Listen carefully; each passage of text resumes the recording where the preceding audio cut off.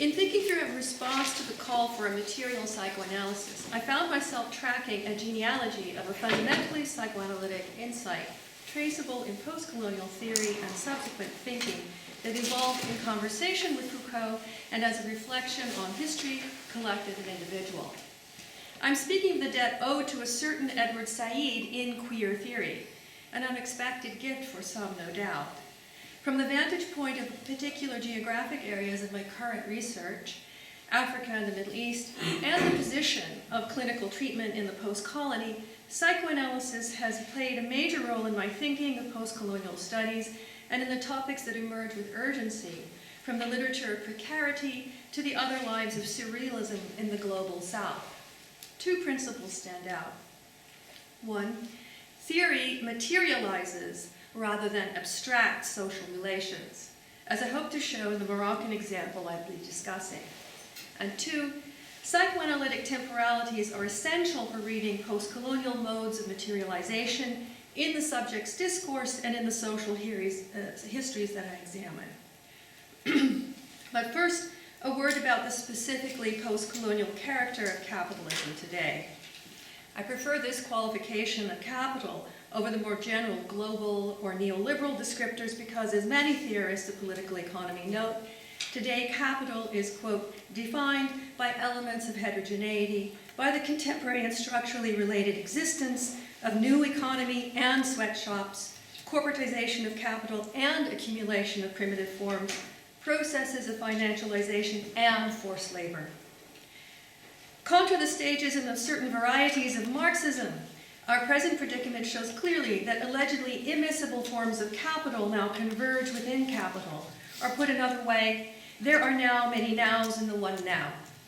Psychoanalysis is one speculative philosophy of the most sustained reflection on discrepant temporalities, and thus if we are to read contemporary capital, we must be able to negotiate the many times of the present, not through passive figurations of arrested development, of crisis, or culture in decline, but with the more robust understanding of loss, repression, sublimation, and its uncanny return afforded by psychoanalytic time.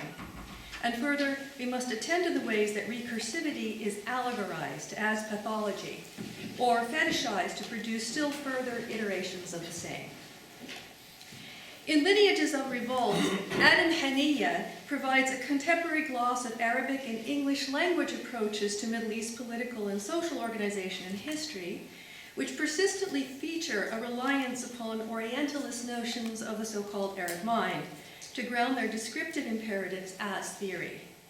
Fundamental to such approaches is the conceptual dichotomy state and civil society that reliably produces for political theory a narrative of proper development in which the struggle of individuals and interest groups against state institutions fosters the natural growth of capital under the nation-state.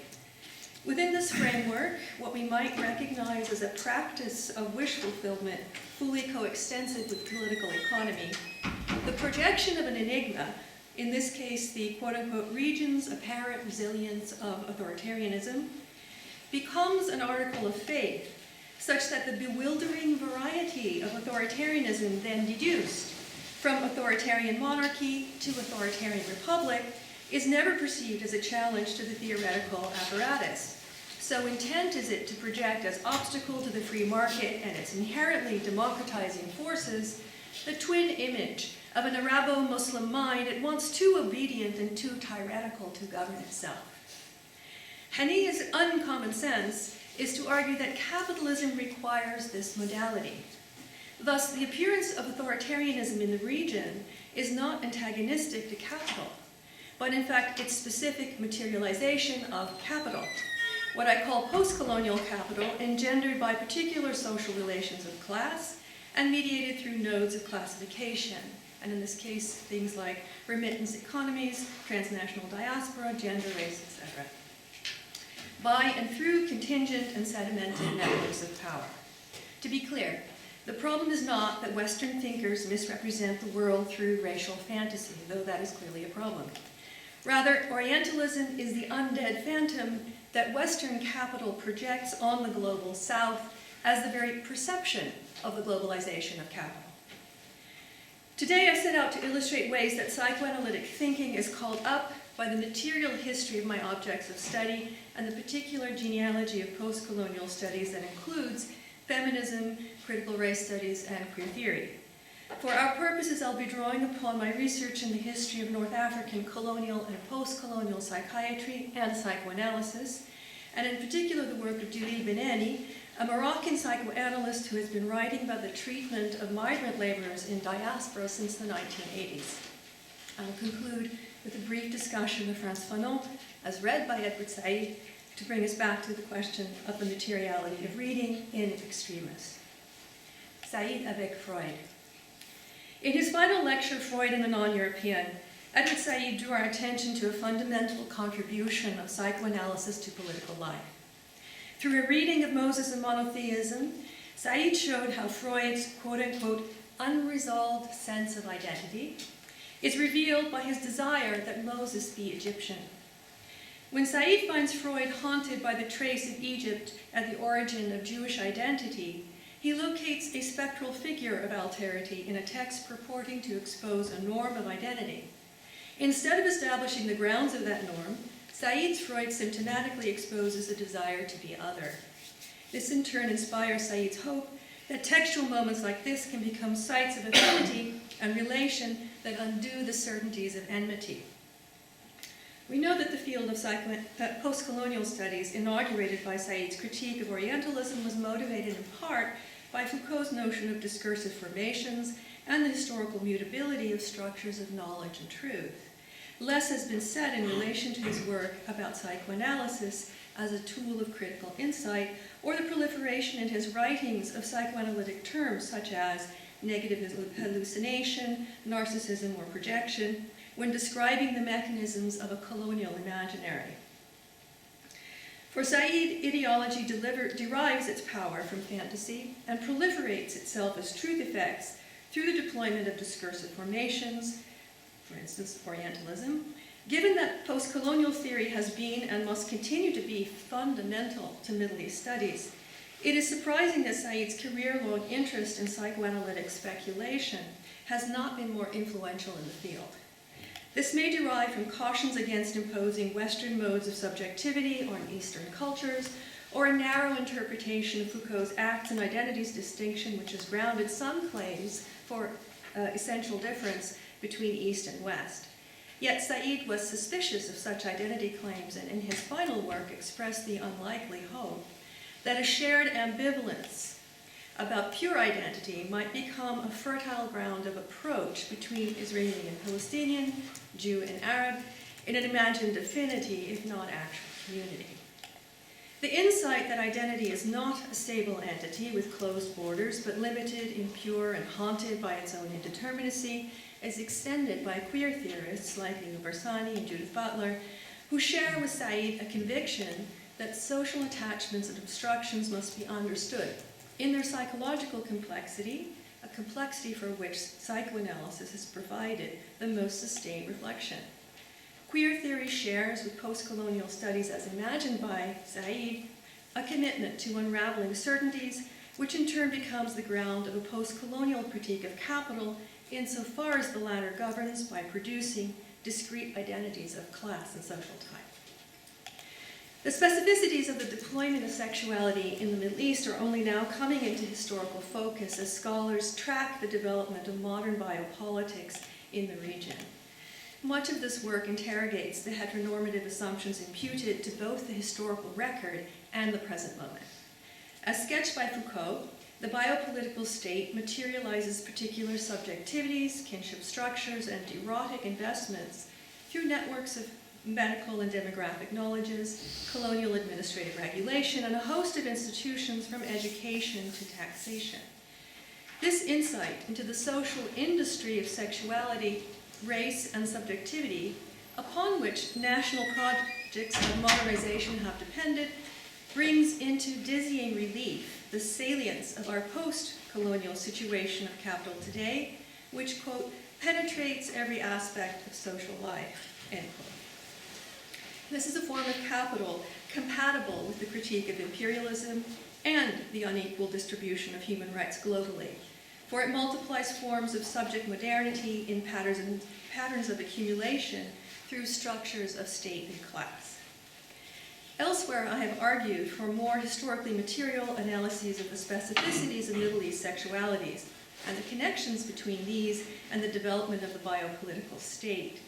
Here, I want to emphasize a subsequent set of imperatives derived from queer theory, but vital for a critique of post-colonial capitalism today. The first is another Foucault.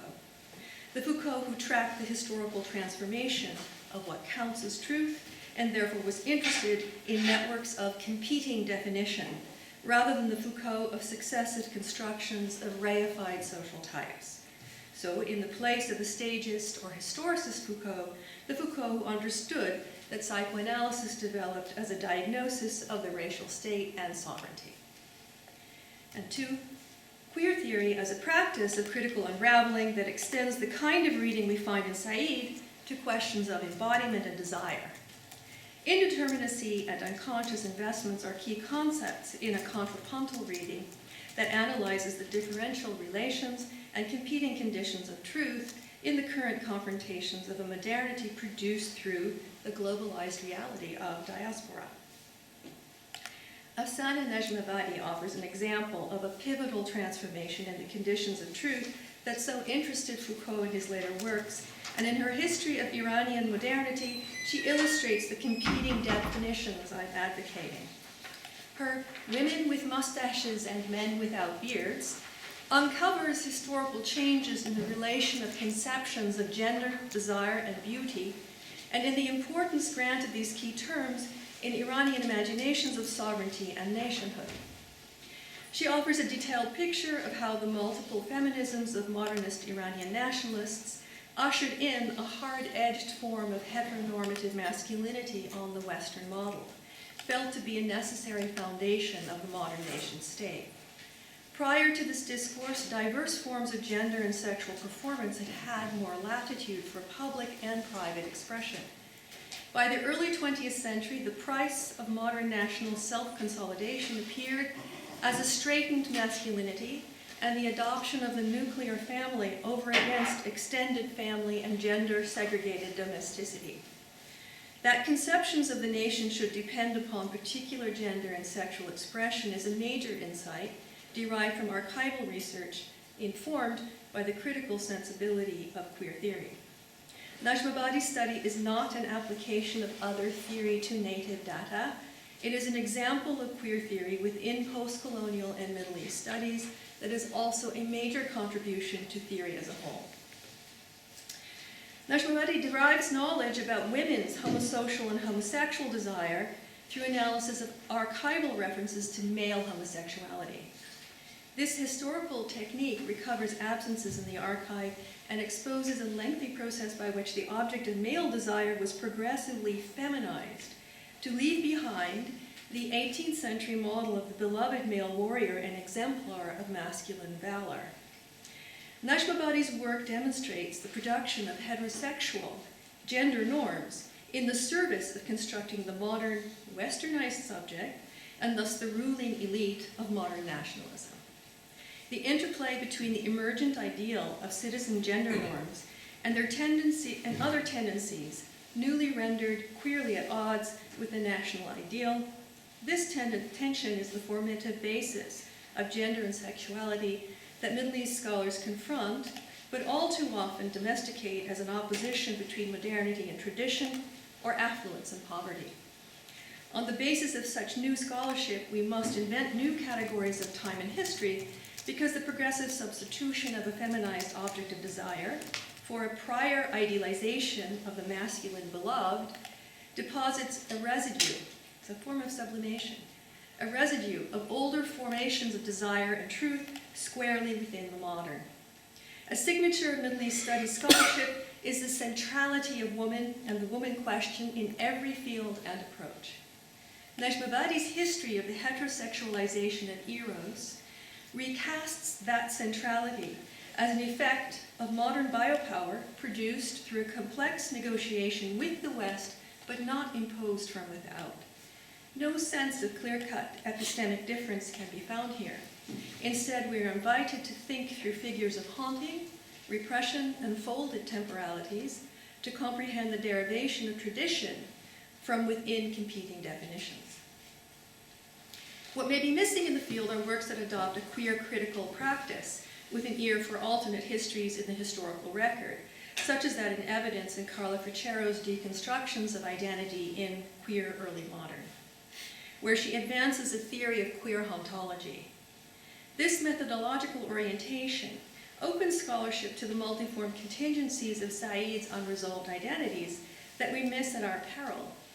For Najmabadi's careful attention to the trace of the courtly amrad in the heterosexual eros of a modern nation state is an example of queer hauntology, whereby the death of an earlier form of passionate attachment and symbolic value becomes the condition of possibility for a contemporary eros, whose historically constructed nature is obscured by the passage of time. The erasure of the masculine erotic object and its culture of valor, which is then replaced with the feminine object invested with markers of domesticity and docility, is a historical transformation legible to us only through a contrapuntal reading practice that can trace the sequence of substitutions. Now, skipping a section on queer hauntology. If I find myself negotiating the critical insights of queer and post-colonial theory, it is because in the field of Middle East studies and its colonial experience, the history of modern biopower demands attention to these competing definitions in the production of truth and in the constitution of science, reason, culture, and subjectivity. Psychoanalytic methods of reading the complex temporalities of unconscious inscription and cultural loss, materialized in the archive and the literary traditions of the Global South, provide a major support for this kind of critical work. Why? Because according to Foucault, and I'm repeating myself here, psychoanalysis developed as a resistance to biopolitical racialization, and through its focus on embodiment as a basis of identity, established a vocabulary and speculative models essential to the critique of biopower, which doesn't mean that we don't change the vocabulary and the models. Embodiment thus becomes a site of the double inscription of social norms and the failure of that imposition, which provides the basis for readings of repression, symptom of resistance in the same location. In the areas of subjectivity and desire, gender and sexuality, psychoanalysis offers techniques of analysis and dynamic models that can become critical interventions on normativity. From the question of Palestine to his final lecture, Said reached into the lexicon of psychoanalysis to describe fundamental structures of violence and the psychic dangers of unending resistance. Queer theory is the inheritor of this post-colonial anti-foundational critique. 2. Psychoanalysis in the post-colony. Arguments for an intercultural subjectivity. First, a short history of colonial psychiatry. Despite critiques of colonial psychiatry present in a diverse range of Maghreban writings, Maghreb refers to North Africa, like Tunisia, Morocco, Algeria. Whether Francophone or Arabic, literary or historical, concepts of psychoanalytic reflection on subjectivity like the unconscious, abjection, resistance, projection, have survived as terms of description and analysis in both literary and critical writings, while the forms of culture and state have undergone radical fluctuation and change.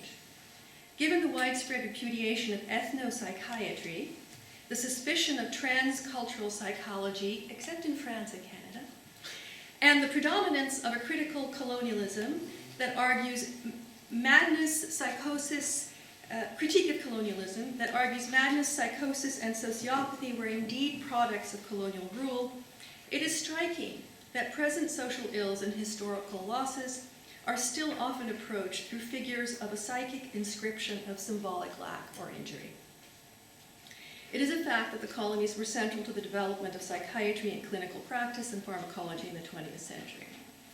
Histories of colonial psychiatry in the Maghreb have since at least 1995 publicized and documented the role played by French colonial psychiatric hospitals in advancing French psychiatric research through experimentation on a subject people. As early as the 1950s, political theorists Fanon and Albert Memmi and novelists Rishrebe and Katib Yassin denounced colonial rule and demonstrated its production of mental disturbance in the colonized by mobilizing psychoanalytic tropes as critical tools.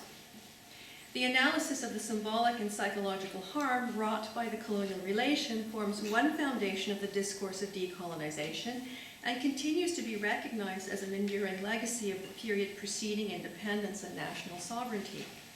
This modern history contrasts with 18th and 19th century histories when medical and municipal policies for controlling epidemics, for instance, developed in trans-regional, sometimes Mediterranean conversation between Christian and Muslim physicians and bureaucrats in Europe and the Middle East, as knowledge was shared to fight a common foe, for instance, cholera or the plague. For example, the practice of quarantine developed in Tunisia and was used as a basis to deny harbor rights to French ships in 1828, and again 3 years later, over the protests of the Marseille Chamber of Commerce and European consuls in Tunis, who insisted that the theory of contagious disease was unproven.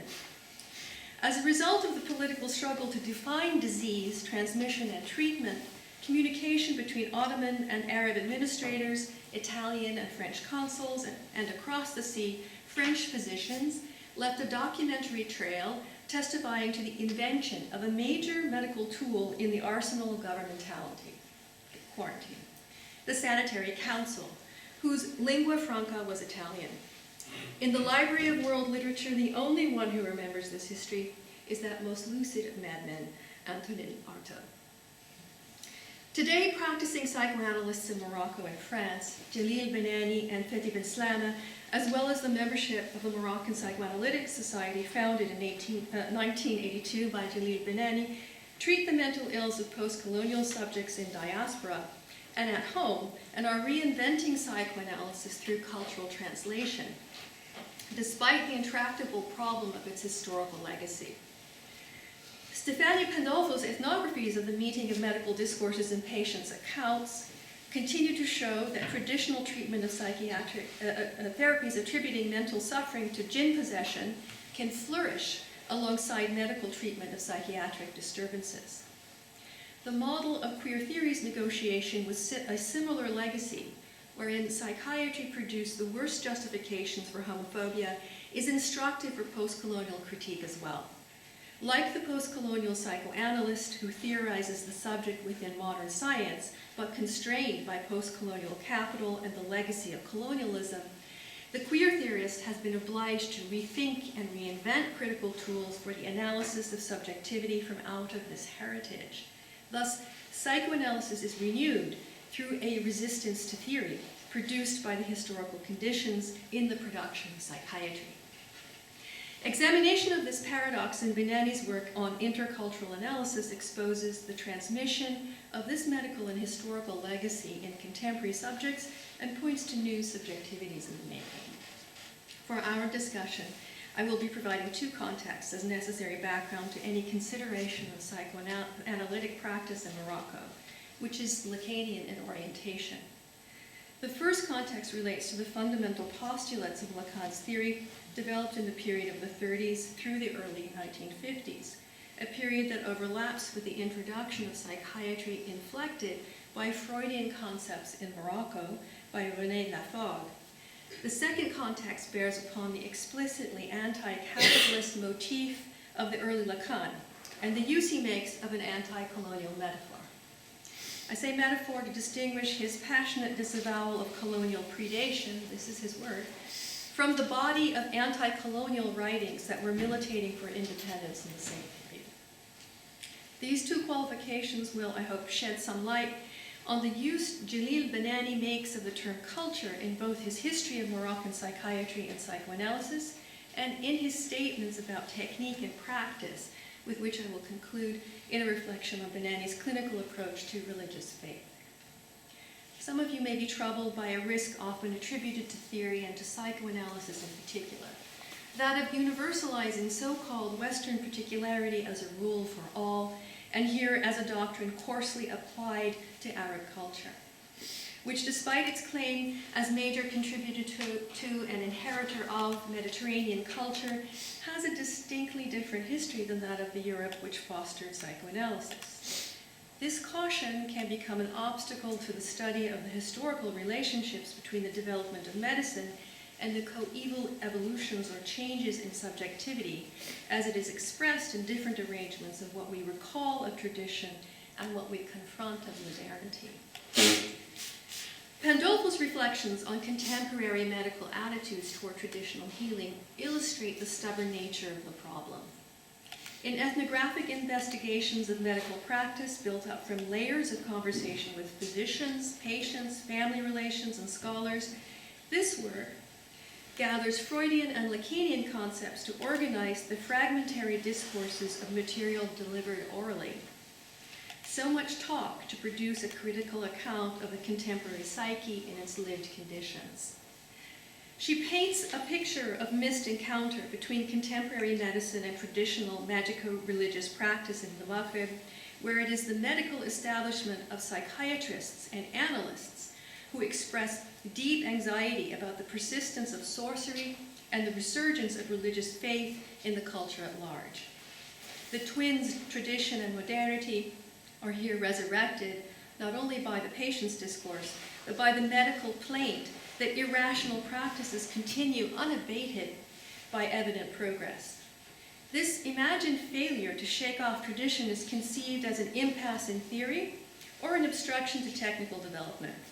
But for Pandolfo, what is perceived as an impasse is more properly described as a severance or separation from tradition that is also a failure to produce an individual experience or social being sufficiently modern. If, following Pandolfo, we accept the slight displacement of the post-colonial problem from a choice between two, tradition versus modernity, to a description of a kind of stability, we may still hesitate to accept what can seem a universalizing understanding of the human being within psychoanalysis. The historical development of psychiatry in Morocco also bears the mark of this double inscription of science and healing as colonial imposition. In the period of the 1940s and 50s, a variation of ethno-psychology dominated, and it was precisely in the refusal of a universal theory of the psyche that the most racist aspects were to be developed. To be clear, it was a refusal to extend to Moroccans the universality of psychic life on the basis of cultural difference expressed in the idiom of native family structure. According to the MPA and its historian and primary theorist Beneni, today Moroccan psychiatry still retains some sedimentation of vocabulary and concepts from the colonial period, and key among these is an attachment to modernizing, a catchphrase for overcoming magico-religious beliefs and practices among its patients, particularly among its rural poor. Benani's emphasis on the culture of the patient is one registration of his concern for particularity. However, his methods and conception of culture represent a shift from the colonial approach of racial psychiatry introduced to Morocco in the 40s under the dominance of Laforgue, who developed a theory of distinctly Arab psychic structures, and among these, crucially, the native superego. Well, it must be said that the Laforgian fixation on innate structures, differing only in their ethnic complexion, contrasts with the openly racist school of ethno-psychiatry established in the 1920s in Algiers by Antoine Porot. Laforgue's practice attributed pathology to departures from an ethnic structural essence held to be evident in group psychology. It was the task of the physician to instill individual adherence to ethnic norms, catalogued and fixed by Laforgue, who never once treated a native patient. All his patients were French. In this sense, psychic structure came to mean cultural homogeneity. To redress this historical inscription in theory, the psychoanalytic practices of the MPA today emphasize the notion of cultural heterogeneity of its patients and translation as a clinical method, yet Benani's larger message is that even this redressive emphasis on heterogeneity owes a debt to the imposition of racial science in the earlier period. As Richard Keller argues, and I'm quoting him, Psychiatry's revolutions in social engineering and therapeutics were in many cases extensively deployed in North Africa before they made a dent in metropolitan French practices. Indeed, the early 20th century marked a crisis in French psychiatry as critics within the profession militated for the abandonment of the asylum in favor of the psychiatric hospital, and with the aim of bringing mental illness under the domination of a quote-unquote biocracy, where social evolution would be directed by the life sciences. The new model of the psychiatric hospital integrated pharmacology with social services and extended the reach of psychiatry into, quote, homes, schools, workplaces, and homeless shelters, while also funding clinical research in centers and laboratories. In the colonies in the 20s, Perrault came to prominence for his innovative open psychiatric service housed in public hospitals, first in Tunis in 1911 and later in Algiers as a model of an alternative to metropolitan asylums. In the state-of-the-art facility at Lida, later to be renamed France Fanon Hospital, Perrault developed what came to be known as the Algiers School of Ethno-psychiatry, with its distinctive amalgam of culture and biology driving an explicitly racist psychology, unfettered use of electroshock therapy, known toxins like cyanide and mercury, and chemical shock treatments, which means extreme doses of cardiazol and insulin, excited metropolitan doctors limited at home from human testing by law. These contributors to the advancement of psychiatric reason caused Keller, the historian of science, to admonish Fanon for his dismissal of Perrault and the Algiers School as pseudoscience, and to accuse postcolonial studies of historical revisionism.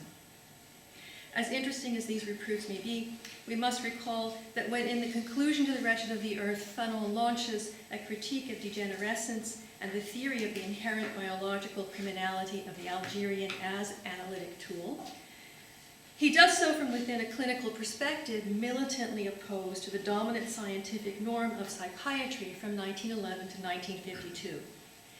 Whatever admiration Perrault's experimental abuses may have garnered among French medical administrators and researchers, Fanon's training at the hospital of Saint-Albin under the tutelage of François Tuquel, a Marxist psychiatrist, refugee from Franco Spain, and one of the initiators of institutional psychotherapy, represented a clinical differend, for at Saint-Albin he became part of a psychoanalytic practice that refused the dominant model by breaking with the apparatus of degenerescence through readings of Marx, Freud, and Lacan.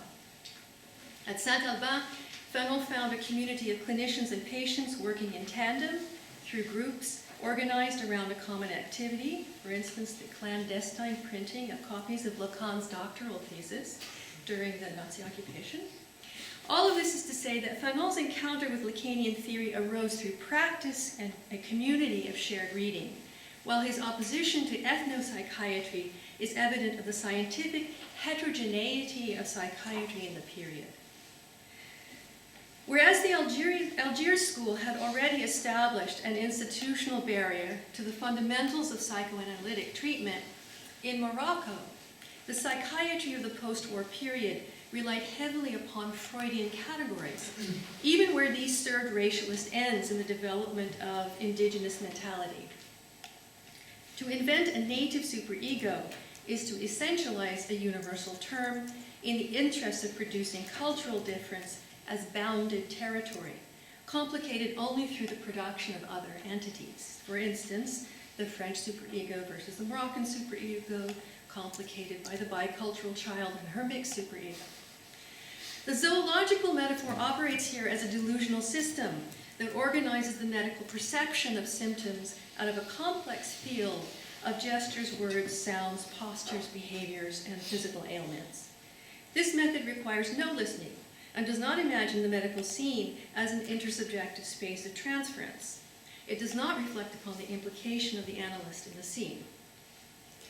Under the influence of this belief in deep culturally and ethnically distinct structure and a desire to produce cultural difference as psychic foundation, it confused fragmentation of sociology, anthropology, and psychoanalytic concepts, mingled with psychiatric categories and treatments, with the result that even today strains of this old refrain are still sounded.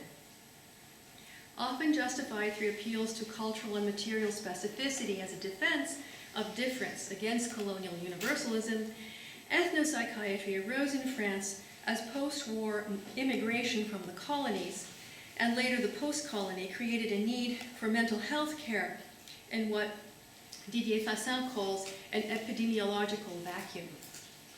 In a movement that mirrors a similar trajectory in Morocco, this conglomerate practice fusing ethnographic views of religion, kinship, and culture with a psychology of ethnicized structures established as medical practice and ideological contradiction between the universalism of the Republic and the culturalism of its institutions. State institutions enact this contradiction while disciplining the family relations, domestic space, transnational mobility, education, and labor of the migrant subject. Fassin's work on immigrants and French social services shows that French family courts regularly depend upon the judgments and mediations of ethno-psychiatry to determine issues of custody and expulsion. Effectively, ethno-psychiatry is instrumentalized, some would say, to discipline migrant families, or as Fassin puts it, quote, "In mental health, ethno-psychiatry and its avatars have become the main actors in the psychological as well as the political treatment of otherness." Given this lingering sedimentation, a materialist psychoanalysis in the post-colony must begin with these historical coordinates if it is to address in a compelling way the residue of the unresolved sense of identity evident in the fact that Moroccan patients insistently pursue the trace of tradition in the halls of the hospital. This path declines to view contemporary life as insufficiently modern or underdeveloped, and instead chooses to be the contemporary of the post-colonial, which is to say, indelibly marked by the fact of colonial capital haunting the post-colonial condition. An anti-colonial Lacan. Big surprise. Cultural translation is one of the figures by which Benani describes his own clinical work with Arab migrants to France, for whom immersion in a foreign culture comes at a cost, and whose anxieties are eased by examining the acts of cultural translation required of them. In this practice, psychic suffering is addressed through a technique that elucidates the notion of culture in the patient's own theories. Locating the colonial intervention in the intersubjective space of listening to the speech of an individual, since the 1980s, Moroccan psychoanalysis has turned toward treatment based upon the, quote, expressions of the symptom by the patient, rather than the elucidation of universal structures differentiated by race, religion, ethnicity. This practice differs from that of the psychiatrist or psychologist informed by the mediations of ethnography in several ways, of which I'll signal only two. First, the otherness of the clinical encounter is not marked out as a pre-existing form. And two, the culture within the intersubjective space of the encounter is to be determined in its specific relation to the patient's speech and symptomatic expression. As Benani notes, and I quote him, "Some are strangers within their own group. In the case of Morocco, two essential points must be made. The group is no longer the traditional group, and quite often the individual at first affirms their difference through a symptomatic expression, before stating more clearly their desire for another way of life, for a different rapport with others." Against the institutional inheritance of a taxonomic model, Benani's approach is both pragmatic, which is to say rooted in technique, and theoretical, in that he starts from the central importance given by Lacan to engaged listening as a primary postulate of psychoanalytic treatment. Fundamental to this approach is the observation that the person suffering from a malady presents himself as capable of being understood, and enters the analytic space seeking a comprehension of self before another. The analyst's attention seeks only to underline the complex text of the patient's speech, understood to include silences, lapses, omissions, failed acts, dreams, sighs, gestures, as well as statements. The patient's discourse demands fluency in the cultural milieu of the patient as well as his language, but guards against the reduction of the patient and his speech to a cultural sign or norm, which is to say that the individual and the collective are present in the discourse without one being reducible to the other. This is a model of cultural, historical, and linguistic specificity that may call up other categories of social particularity and classification, subordinated to the singularity of the individual constellation of fragmentary, serial narration, and symptomatic expression. Unlike other conceptions of materiality, the materiality of the patient's discourse here rests upon desire. As I said, the clinical practice of the Moroccan Psychoanalytic Society is Lacanian in its orientation. The Lacanian theory of the speaking subject highlights two important clinical factors that have far-reaching implications beyond the analytic scene. The first is that the notion of the patient's address or demand. The patient again presents himself as capable of being understood and addresses his demand to the analyst. In fact, Moroccan migrant workers in France often refuse to accept a Moroccan physician because they prefer to address their demand to a native, i.e. a French physician. Benani finds in this desire an agency that must be respected over against the ethno-psychiatric preference of the French medical establishment, which will insist on a black physician for migrants from any African country, and so on. Secondly, the technique is language-based and must reflect upon the symbolic dimension of language which derives from the fact that we are alienated in language. The theory assumes as universal a situation of belatedness and deficiency. Here we hear the echoes of post-colonial condition. The human being is a nothingness that progressively accrues form through acts of identification with images and words externally given and bounded by repression. This process takes the form of norming and also singular expression, which appears as symptom in analysis. Thus, our universal condition is neither simply cultural nor biological, but subjective and symbolic. In line with this theoretical notion and in treatments of migrants in France, Benani tells us that it is crucial to involve a physician who shares the maternal language with the patient, even though the major treatment may be with the French analyst at the patient's discretion and according to the patient's demand. But what of the culture and its group, or the group and its culture? Lacan's post-war understanding of culture offers a very pessimistic reflection on the social bond and a radical critique of social space, which, far from reflecting the architecture of the polis or the world stage of public democracy, as some liberal historians of the public sphere would hold, degenerates into a kaleidoscopic field of multiple projections. This is to say that the social field is no longer held together by traditional ideals embodied in the sovereign's image or in normative structures of kinship. For Lacan, public space has become a collection of fragmented projections of primary anxieties and fears that derive in part from early formations of the self.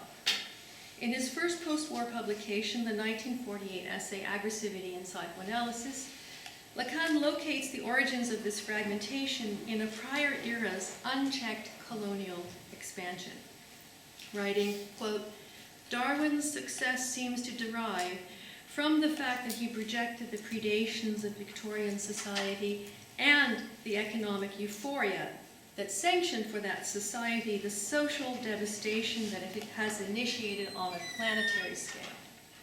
It is clear that the promotion of the ego today culminates in conformity with the utilitarian conception of man that reinforces it, in an ever more advanced realization of man as individual, that is to say, in an isolation of the soul ever more akin to its original dereliction." Aggressive rivalry and the triumph it seeks are materialized for Lacan in the fragmentation of the social field, which is constituted not through the sublimations of reason in ideals of the greater good, but in the violent contours of the image of man projected in public. In this way, Lacanian analysis promotes an attitude critical of capitalism expressed through an anti-colonial metaphor. As a foundational coordinate of the ego, and therefore identity, aggressivity, which is an essential feature of the speaking subject, fractures the public sphere when internal rivalry is projected outward but misrecognized by the subject as perception. This model of a ricocheting image offers coordinates for understanding fears of sorcery among the rural poor on the same basis as social resentments and malaise in the metropole. In later work, Lacan develops the rebounding and terrorizing image in terms of the language of commodity fetishism to argue that we are collectively colonized by the image and eternally seeking a master. Migrant analysis. Quote, although migration could be the bearer of hope, creation, and mutation, psychological suffering is frequent. Suffering is either generated by migration or revealed through it. Jalil Benani. In my first book, I've explored the limits of Lacan's approach to culture, significantly to religious difference, and in particular with reference to his treatment at mid-century of an Egyptian Muslim patient suffering a complex malaise of exile and nostalgia. Throughout his seminars of the early 50s, Lacan builds upon a notion of culture and illustrates his model by a comparison between cultures, putting them on equal footing as far as fundamental structures and mechanisms go, but also drawing distinctions between them based upon intrinsic characteristics. Cultural difference is sometimes reified to become a symbolic and cultural absolute, which is to say that in the name of respecting cultural difference, the culture of the patient becomes a totality that sets apart the residue of culture within him from that of his cultural others. With these two contexts in mind, the theory of the fundamental ambivalence of the speaking subject and the anti-capitalist diagnosis of social space, we see that Benani's practice of cultural translation invokes the Lacanian model of culture as symbolic law, yet relies upon a different notion of cultural knowledge to hear the individual expressions produced in the intersubjective space of the analytic enclosure, which forms only a part of the social space that includes both speaker and listener. Lacan's 48 essay ends with the somber conclusion that only in the discrete fraternity of the analytic dyad can psychic suffering be shifted, projections diminished, and the possibility of a different sociality emerge. Benani's conception of cultural heterogeneity differs from Lacan's in that the cultural space is doubled or multiplied such that analysis must contend with the cultural inscription within the patient's discourse as a unique idiom. For this reason, his approach gives rise to some surprising attitudes toward contemporary resurgence of magico-religious feeling and the applicability of psychoanalysis as an interpretive tool and therapeutic intervention on contemporary suffering. The patient's discourse demands fluency in the cultural milieu of the patient, as well as his language, and this must be thought without reducing him and his speech to a sign, a cultural sign or norm. Or another way, the individual and the collective are present in the discourse without one being reducible to the other. Benani illustrates this point with the example of religious faith. And I quote, "The desire for religious faith is a desire and requires understanding as such. Such desire is not well described as agency. The individual wishes for a relation to faith that is not that of her friend, uncle, brother, father. Alongside the religious discourse, we can hear the individual's discourse." End quote. Benani, the analyst, approaches the difference of faith from science with the tools of a technical knowledge. And in that enactment of heterogeneity, he also asserts that this difference is not only evidence of alternative modernities, although it may well be that. The example of the analyst and the devout patient is also evidence of a heterogeneity within the theory, as generated by the material produced in the analysis. The desire for faith is an avowal not to be demystified, but expressed, unraveled, understood, and finally narrated by the patient, whose access to desire is blocked by the demands of family and the model of culture. Following the Lacanian logic that desire is always in some sense perverse, displaced, metaphorized, the Lacanian Moroccan position engaged the desire of the faithful as a legitimate being in the world, seeking its own expression before a comprehending witness. And I quote, "It is easy to see that the religious life of these patients, their belief and their practices are individual facts, as is the notion of interpretation in Islam. The psychoanalyst provides an accompaniment to the speech of these patients. Thanks to speech, each man appropriates the language with which he is able to build a life. Isn't this the reason in every age that barbarism and totalitarianism are employed to render man silent by imposing a single way of thinking with the same words for all? Collective practice as an individual fact, and the patient's discourse as a distinct culture unto itself. These mediations on cross-cultural translation, whether in the lives of his patients in diaspora at home or in the 60 years of psychoanalysis in Morocco, and with a sketch of the analyst's cultural travels by noting that his own training and analysis was with a non-Arab. For Benani, the analytic encounter with a cultural other provided him an outside to the fantasy of the cultural authority of the analyst, one's mirror image, but also positioned as magically enlightened or supposed to know. Like his devout patients who enter analysis convinced that the analyst cannot contravene the will of God, and full of doubts about the possible usefulness of analysis, Benani experienced his analyst as culturally disabled, and therefore not a mirror at all, and thus was permitted an individual discourse or speech, without the friend, the uncle, or perhaps even the father." This is the last stretch. Saïd Avec, Fanon. In a now classic preface, 1986, to Fanon's Black Skin, White Masks, Homi Bhabha positions Fanon at the crossroads of three converging paths, unable to choose: Hegelian Marxism, existential phenomenology, or the path of the unconscious as dictated by his heavy reliance upon the analysis of somatization produced under colonialism. Unintelligible to this influential reception is the delicate synthesis Fanon produced in a body of work that traced a progressive radicalization through contact not only with the anti-colonial resistance in Algeria, but also in his medical practice, which called upon him to treat torturers and victims alike.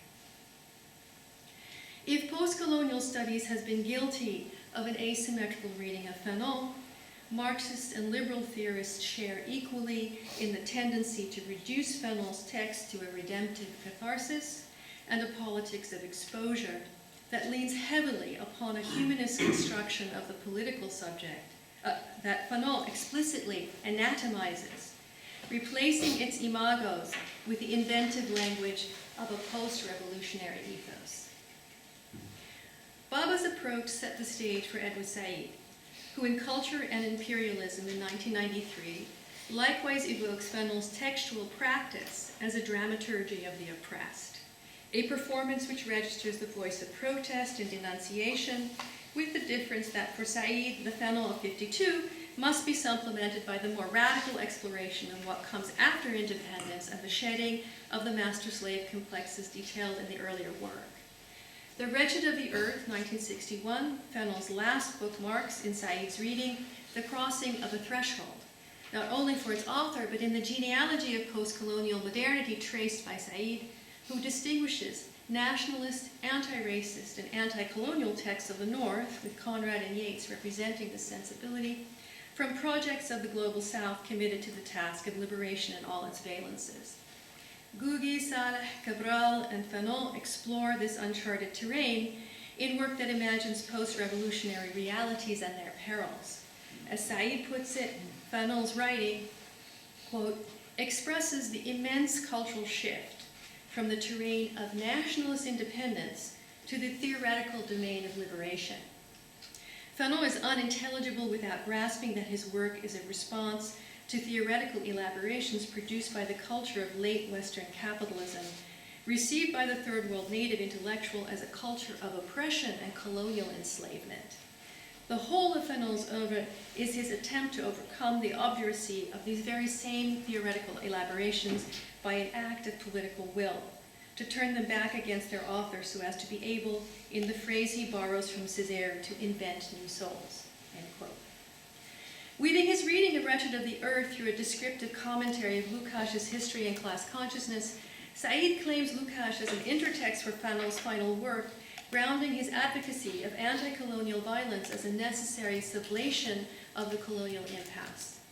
Locked in the immediacy of colonial violence, saturating every aspect of local culture from family life and psyche to daily comportment in public space, the colonizer and the colonized cannot exit their simultaneous fragmentation and reification without a different violence, one capable of exposing the deformed social relations and brutal identifications projected into social space and as its only image. And this violence takes the form of armed resistance in colonial Algeria, as well as the more critical task of a dismantling interrogation or a humanism deconstructed by its victims. And I quote, "As Freud excavated the subterranean foundations of the edifice of Western reason," the edifice of Western reason, as Marx and Nietzsche interpreted the reified data of bourgeois society by translating them back into primitive but productive impulses toward dominance and accumulation, so Fanon reads Western humanism by transporting the large, hectoring bolus of the Greco-Latin pedestal bodily to the colonial wasteland, where this artificial sentinel is turned into dust. End quote.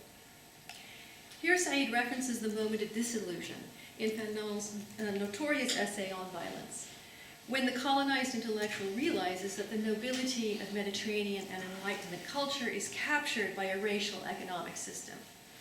Ennobling discourses turn to dead words, indifferent to the real struggles of real people. In reaction, the intellectual's desublimation finds a substitute object in a compensatory nativism, equally lifeless, but which may lead the way to an active, creative culture of innovation. A phenomenology of spirit for the colonial bourgeoisie, The Wretched of the Earth presents the intellectual in terms very like Bataille's 1933 portrait of surrealism's puerile revolt, for in both cases the intellectual cannot supplant the people nor enact revolution in their stead. The action he can take is that enacted in Black Skin, White Masks through a bracing self-analysis which atomizes the master's sentinel by reworking the systematic detritus that Lacan described as imagos of the dismembered body. This model of political self-invention is one propped upon a psychoanalytic account of ego development, revised by the Lacanian understanding of the subject's speech. And what of the hectoring bolus? Though so often presented as a man of action and decision, Fanon's writing bears witness to a life spent reading and to the internal processes that transfigure rather than introject texts that have made no place for Black experience. For Fanon is in many ways that intellectual harboring a sentinel of Greco-Latin learning, with the difference that his process of revising and responding to an inherited tradition, deformed by capital, metabolizes by reworking the fragments. The last lines of Black Skin, White Masks illustrates this technique of self-analysis materially, manifest as a textual revision. The text ends in apostrophe, or as he writes, my final prayer. O my body, make of me always a man who questions. Famous apostrophe to the body, Fanon's prayer encrypts an absence, the better to rewrite the classic poem of island journeys and crisis of the soul, Baudelaire's Un voyage à Cythère, a poem in which the speaker travels to the island of Kythra, mythological birthplace of Aphrodite, only to find a, quote, black and gloomy wretched land, which displays at its coastline a crucifix from which hangs a decomposing corpse, whose remains are eaten by carrion birds and foraging beasts. Absolutely castrated, that's a quote, the corpse suffers these insults in silence while the speaker feels the stabbing beaks of crows tearing his own flesh to shreds.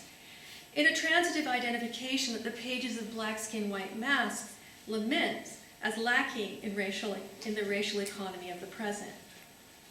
Un Voyage relies upon blackness as negativity, death, and sorrow throughout, with Baudelaire's characteristic delectation in visceral description, ending in the last stanza with a prayer.